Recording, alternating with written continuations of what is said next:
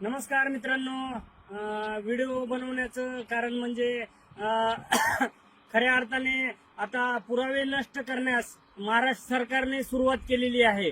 मी आता डायरेक्ट महाराष्ट्र सरकारवरच आरोप करतो की मला आता कॉल आलेला. मी ज्या ठिकाणी राहतो बीडमध्ये समोरच काही MPSCचे विद्यार्थी अभ्यास करतात, स्टडी रूम आहे.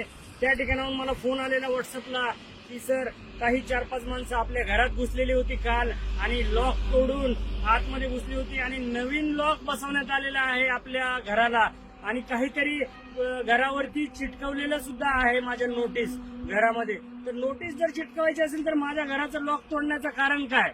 ठीक आहे, तर आता हे सर्व इन कॅमेऱ्यामध्ये माझ्या घरामध्ये एंट्री होईल, मीडियाच्या समोर होईल. तर मित्रांनो, हे सरकार बघा कुठल्या लेवलला जाते. करुणा मुंडेच्या गाडीत रिव्हॉल्वर ठेवलं होतं या धनंजय मुंडेंनी. आज मला पूर्णपणे डाऊट आहे धनंजय मुंडे यांच्यावरच की 4-5 लोक त्यांनीच पाठवले असतील आणि महाराष्ट्र सरकार आता पुरावे नष्ट करण्यास सुरुवात झालेली आहे. नवीन स्टेशन डायरेक्ट नवीन ऑफिसर आणि सर्व चेंज करण्यास सुरुवात झालेली आहे. मित्रांनो, आपल्याला उशीर झालेला आहे आवाज उठवण्यासाठी. 15 दिवस झाले मी आवाज उठवतोय, परंतु आता पुरावे नष्ट मी येईपर्यंत तरी पुरावे नष्ट झाले तरी आपण परत प्राप्त करू शकतो.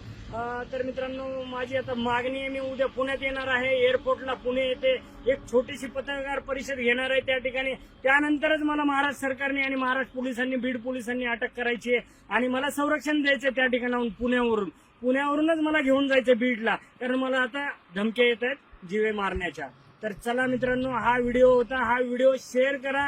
या ठिकाणी माझ्या घरामध्ये जर 4-5 लोक घुसतात. महाराष्ट्रामध्ये किती आवाज उठवला. अक्षय शिंदेचा एन्काउंटर होतो. अक्षय शिंदेला असं बेड्या घालून, दोरखंड बांधून, पाय बांधून त्याचा एन्काउंटर होतो, तर कोण आवाज उठवत नाही. अजून मी बोलतोय नेहमी माझ्या घरी 4-5 लोक घुसून माझे पुरावे घेऊन चाललेत. तर मित्रांनो, चला आवाज उठवा आता खऱ्या अर्थाने. आता सोशल मीडिया आणि जनतेने मला उद्या मी पुण्यात येणार आहे एअरपोर्टला. तर मित्रांनो, मला संरक्षण पाहिजे. त्यानंतरच मी पुढे शरण जाणार आहे महाराष्ट्र सरकार, बीड पोलिसांनी.